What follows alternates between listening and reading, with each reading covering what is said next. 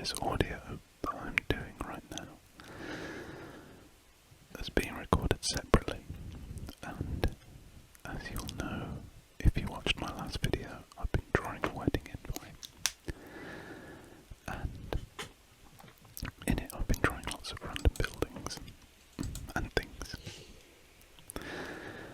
and I've decided that in drawing these buildings I'm going to do a voiceover where I just talk about random facts about the buildings from the Wikipedia page, and I'm going to just read out things from the Wikipedia page until I move on.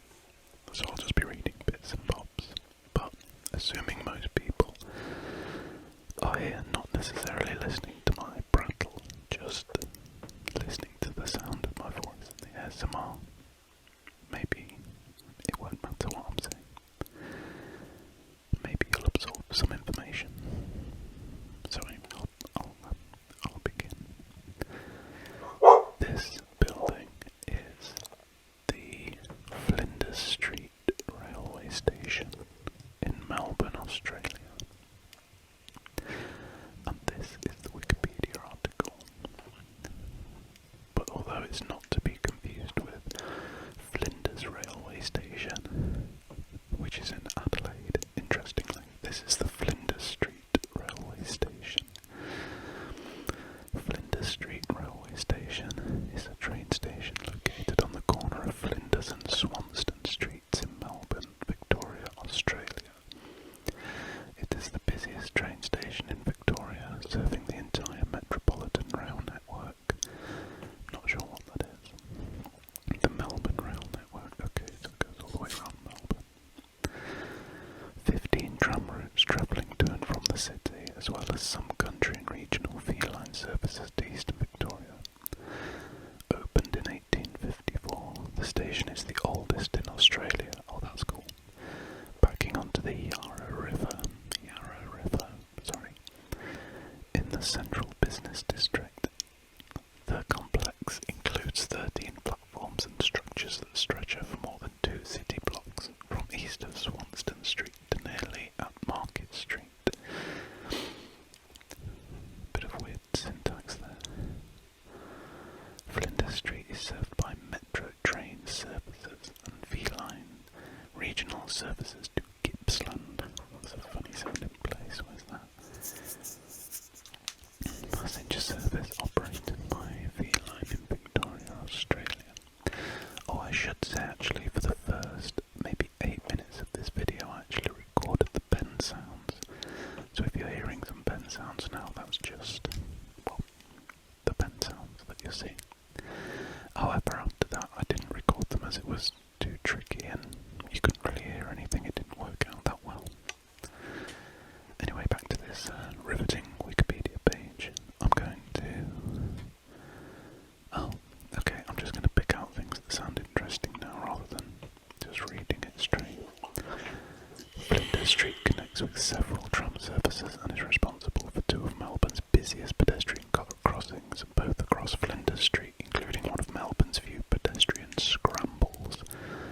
Don't really know what that is. A pedestrian scramble is a type of traffic signal movement that temporarily stops all vehicular traffic, therefore allowing pedestrians to cross an intersection in every direction. That's cool.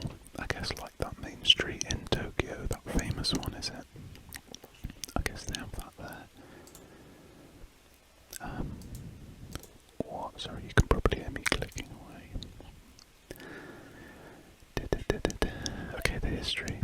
The first railway station to occupy the Flinders Street site was a collection of weatherboard train sheds. It was opened on the 2nd of September 1854 by the Lieutenant Governor Charles Hotham. Let's see what Charles Hotham is about. Captain Sir Charles Hotham, KCB, was Lieutenant Governor and later Governor of Victoria, Australia from June 1854 to 10th of November 1855. Oh, we didn't last very long then. Just have a drink of water, excuse me. Okay.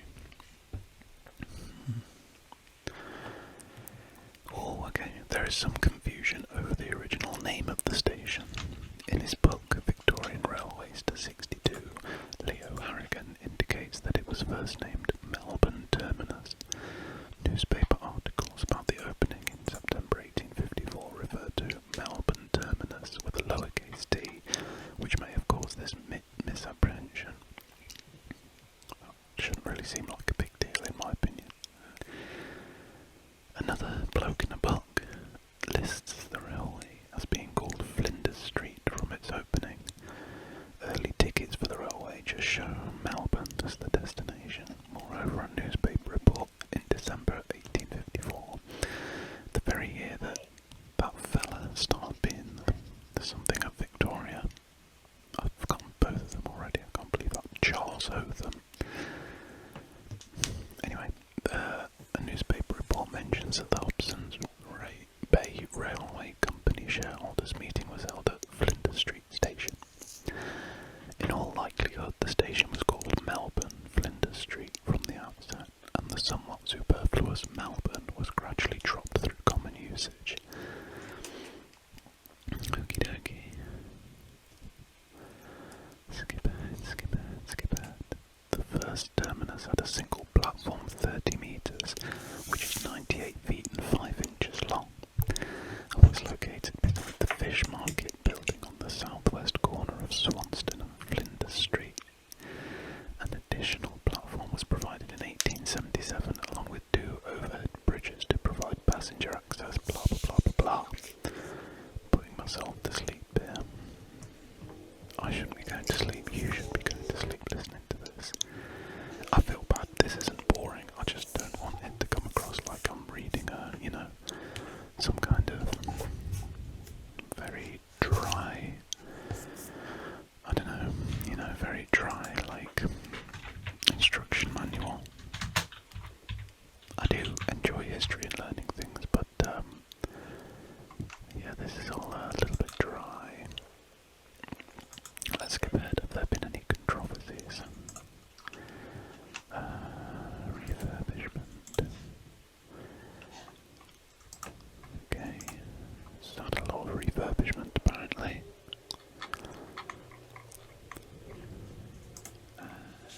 Clocks. The distinctive clocks under the main dome that show the departure times of the next trains date back to the 1860s. That's cool. 60 Bathgate indicators were purchased from England for use at Flinders Street, Spencer Street, Richmond and South Yarra stations. Those at Flinders Street were placed into storage when the old station was demolished in 1904, with 28 placed in the new station in 1910. They were located at the main entry under the dome, the southern side archway, and the De Graves and Elizabeth Street entrances. Interesting. Oh, there's a whole section on signal boxes. It's quite cool. Platforms. Okay, let's read the signal boxes bit. Buckle up. The first signal boxes were opened at the station in 1880. Hang on, I think someone's calling me.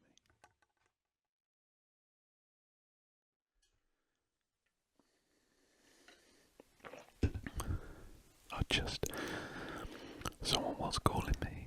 If you ever want to timestamp this video and place it anywhere, then I just went down to watch the 100-metre men's final at the Olympics. So yes, it's the 4th of August and it's Sunday night. It was just won by Noah Lyles, but I'm sure you all know that already. Where was I?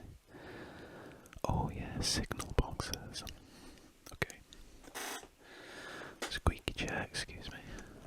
The first signal boxes were opened at the stadium in 1883, one at each end of the platforms. From the 1900s until 1983, 5 signal boxes controlled traffic into the station. Flinders Street A was located at the western end of the station between the lines to St Kilda, Port Melbourne and Spencer Street, and controlled all traffic from the west. It was of traditional Victorian railway design in brick and had 2 mechanical lever frames of equal size, totalling 280 levers. The mechanical signals were decommissioned in October 1979. The signal box has been burnt twice, the second time being in 2002.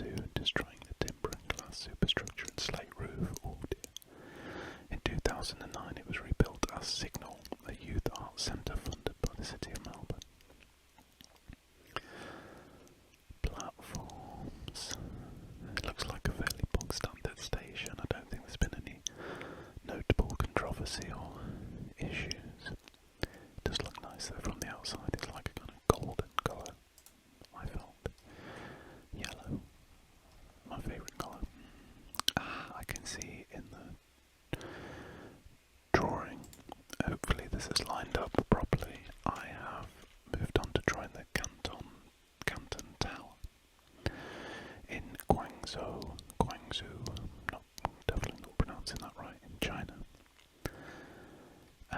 There is a nickname. Oh, so it was first introduced to me as the Guangzhou Tower, but now I know it's called the Canton Tower. But also apparently its nickname is Slim Waisted. Built for the 2010 Asian Games, this 604, oh my gosh, meter tall tower was designed to look female by its Dutch architects, earning it the nickname Slim Waisted. Right, that's kind of weird. Hopefully my drawing of it looks suitably slim-waisted. So Guangzhou. Okay, Guangzhou previously Romanized as Canton or Guangzhou. Maybe that's the actual Guangzhou. Is Z-H-O-U a chow sound? I don't know.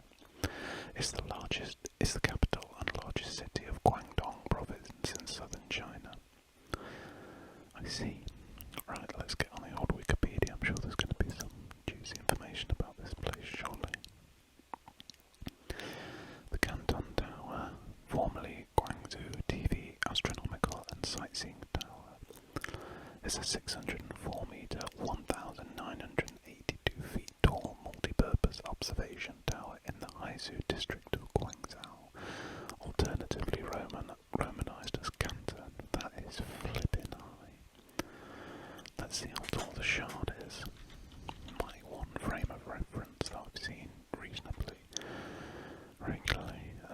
Gosh, that's only 310 metres. This is nearly double that. Jeez. I had no idea. I thought the top of the shard was meant to be big. Right, how tall is that Burj Khalifa?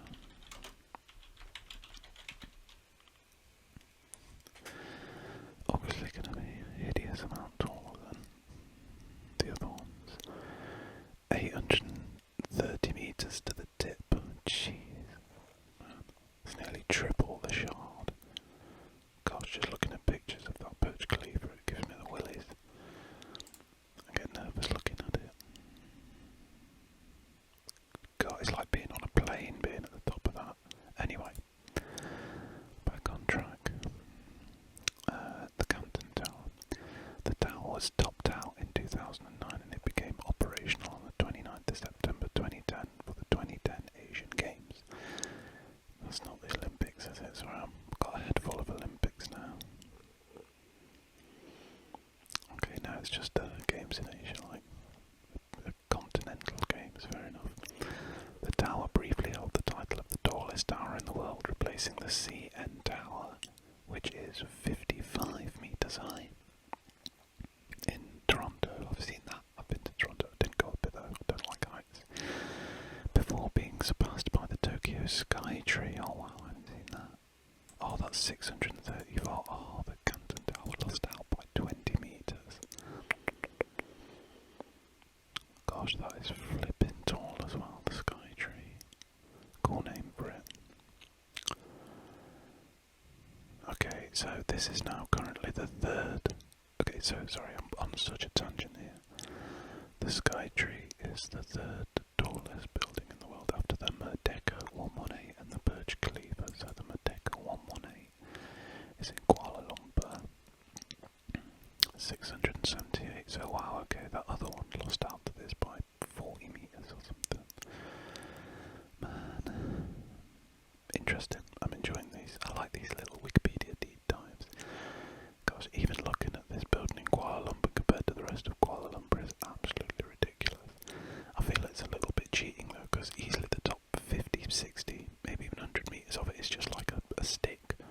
The actual building ends nowhere near the top, but it's a flipping cool building, I'll tell you that.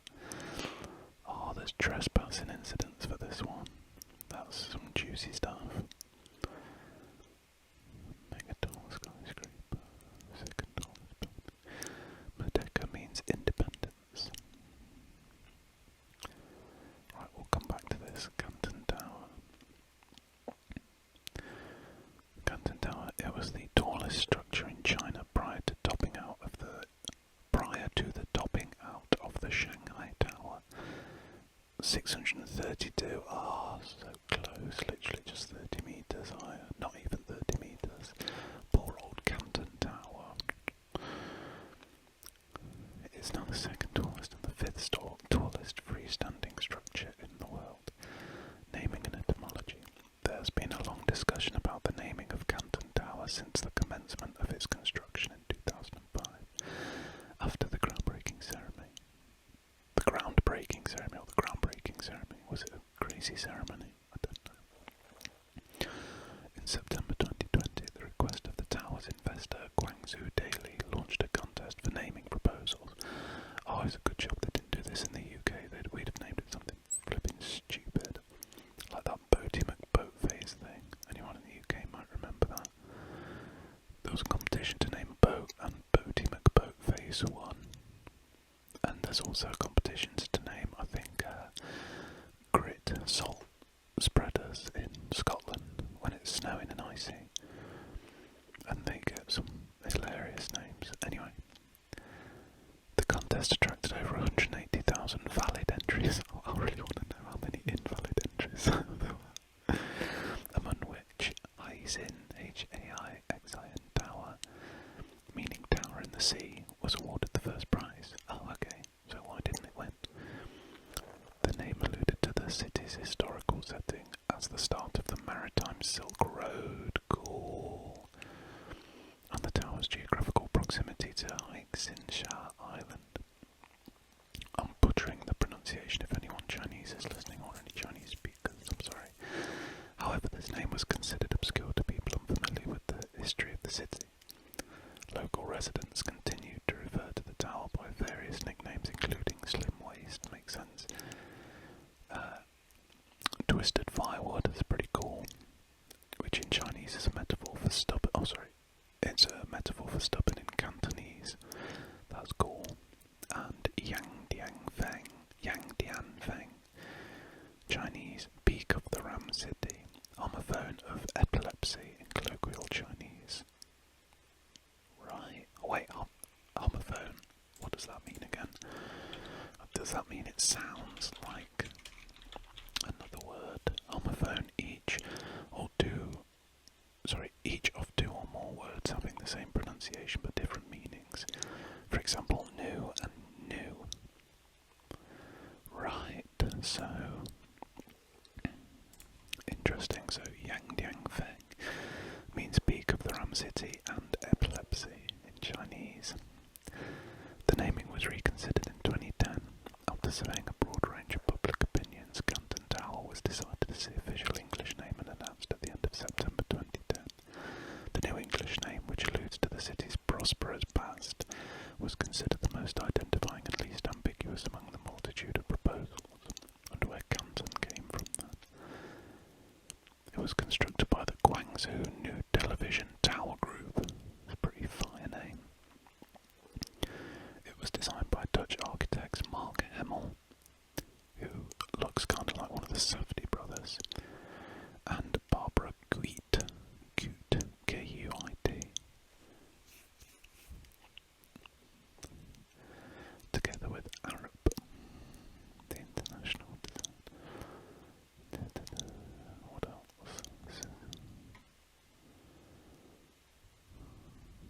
The tower, although not fully completed, opened to the public on the 1st of October 2010 in time for the 16th Asian Games, hosted by Guangzhou. In November 2010, the rooftop observatory finally received its official opening in December 2011. Cool. The Canton Tower's twisted shape or hyperboloid structure, that's a cool word. Hyperboloid structures are architectural structures designed using a hyperboloid in one sheet. Often these are tall structures such as towers where the hyperboloid geometry structural strength is used to support an object high above the ground. This is cool. What's this about? Oh, okay, so it's almost like the only thing I can immediately think to compare it to is like when you see the skeleton of a Victorian dress, and there's like hoops, and I don't know, Google it, I can't describe it very well right now, I'm a little bit tired. Shape of a hyperboloid structure corresponds to the Russian Empire patent number 1896 dated 12th of March 1899. Don't really know what this is about. Oh, the twist. Right. The form, volume and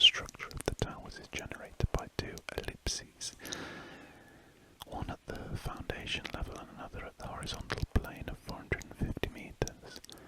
These two ellipses are rotated relative to another. The tightening caused by the rotation between the two ellipses forms a waste and a densification of material halfway up the tower. This means that the lattice structure, which at the bottom of the tower is porous and spacious, becomes denser at waist level. That's cool. The waist itself becomes tight like a twisted rope, and transparency is reduced and views to the outside are limited. Further up the tower, the lattice opens again, accentuated here by the tapering of the structural column tubes. Right, okay. Rooftop observatory. The indoor public observatory is 449 meters above the ground, wow, which takes the form of a terraced elliptical space, roughly half the size of a standard football field. Oh my gosh, that's flipping huge. Opened in December 2011, the rooftop was the highest and largest outdoor observation deck in the world, taking over the title from the observation deck of the Burj Khalifa. Get one over the Burj Khalifa. This remained the case until 2014, when the record of highest observatory was retaken by the Burj Khalifa. What a twist! When it opened its new observatory called At the Top Sky, at a height of 555 meters. Oh man, I'm gutted for Canton Tower. Burj Khalifa just keeps getting in there. At night, the tower glows and emits light rather than being uplit. That's cool. Lighting designer Rogier van der Heide, another Dutch guy, is known for this concept, which he also applied at the Marunouchi building in Tokyo. Each node in the lighting design is individually controlled to allow for animations and colour changes across the entire height of the tower. As all lighting is based on LED technology, this reminds me of physics at school now, and getting PTSD, and all fixtures are located on the structure shelf. The lighting scheme consumes only 15% of the allowed maximum for card lighting. Right, okay.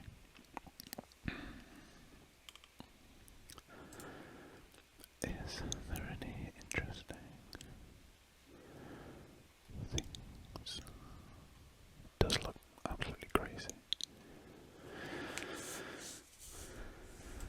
Oh wow, there's a picture of them building it right at the start when it was just a couple of meters off the ground. That's cool. Little baby building. Okay, I am going to read cases of trespassing on the Merdeka 118 Tower in Kuala Lumpur. Oh, okay, there's a whole criticism. Oh, there's a scandal. How interesting. Okay, practicality of the structure. So we're now onto the Merdeka 118. Many Malaysians have criticised this project, adding that it is unnecessary and a waste of public funds. Fair enough.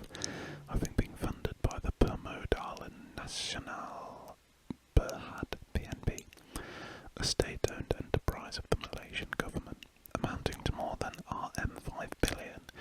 It is, let's see how much that is in pounds and dollars.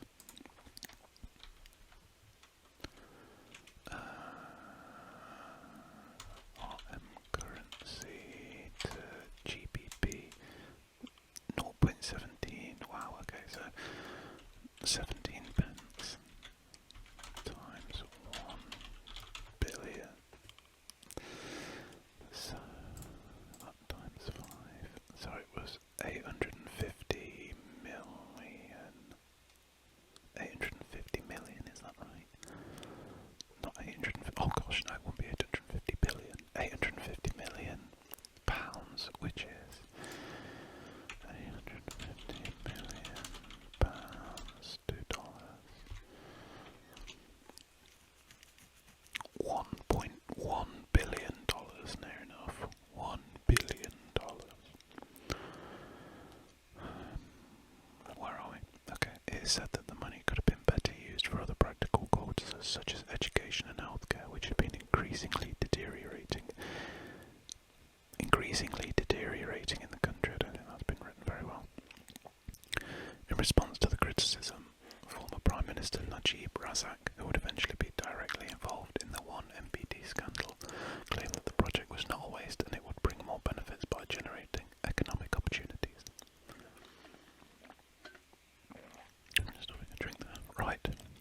trespassing incidents. In 2022, a viral video began circulating online when a group of American individuals trespassed towards the top of the Merdeka 118, prompting criticism of the lack of security measures at the site. In a statement, the developer stated that such stunts are illegal and that trespassing is illegal by law. The group was eventually charged under Section 457 of the Malaysian Penal Code. I bet that's one of them viral, like climbing on top of the highest building things, you know, and hanging off it, which I do watch, but I absolutely cannot stand because it makes my palms sweaty. That same year, 2022, another trespassing incident occurred when Russian rooftoppers Angela Nicolau and Ivan Birkus, who seem to be like viral skyscraper people, scaled the spire of Merdeka 118, prompting further criticism. Malaysian police requested for the entry and exit records of the couple from the immigration department, which responded that there were no records of the duo entering or exiting Malaysia, suggested that they had entered the country illegally. Oh my gosh. Home Minister Saifuddin Nasution Ismail has confirmed that a full investigation is ongoing. Wow. Okay, I'm going to Google these two.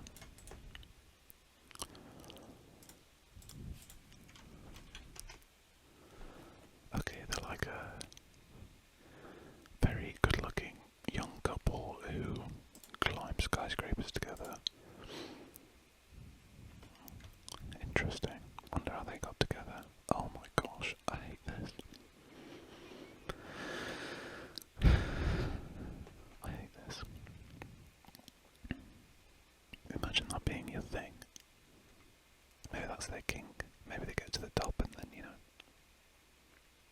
know what I'm suggesting. Weird. Oh, this is... I hate this. I'd never do this with my partner. Even if they really, really, really, really wanted to. Oh, okay, do they have a Wikipedia? Oh, this is... excuse me, yawning. This is a Netflix documentary about them. Where are they now? The death-defying couple. Are they dead? No, surely not. Okay, here's their Instagram. Oh, here's Ivan Birkus' Instagram. I might watch this skywalking thing. It looks pretty... oh my god, I'm watching some videos now. Have a look at... his Instagram is Birkus, beer, like you drink a beer, K-U-S. How on earth has he gotten up there?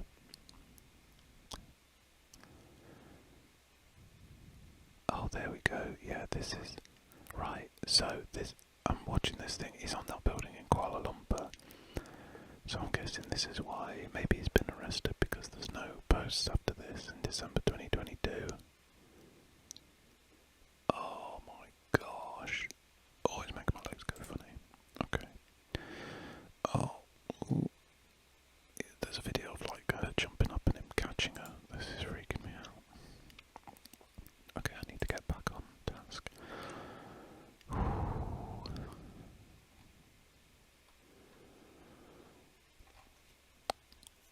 Oh, well, at this point in the video I'm just drawing dots and I can see I've kind of gone off screen a little bit. As you can see, there's like a sunset and then I'm kind of drawing the dots for the rays of the sun. Well, behind the rays of the sun. And it's nearing the end of the video. I'll probably leave a gap where I went away for like 20 seconds just so the rest of the video lines up. But I hope you enjoyed this. I think this is quite an enjoyable format to make because I quite enjoy, going on Wikipedia deep dives. Hopefully it's a bit more directed than when I'm just rambling. But if you liked it, please let me know if you'd like to see more like this. We all learn something. And hopefully you are nice and relaxed and can sleep well. But it was a bit of fun. I hope it was kind of funny for you guys. Yeah, just nothing more to say. I think I'm going to zoom out in a second if I've lined this up well.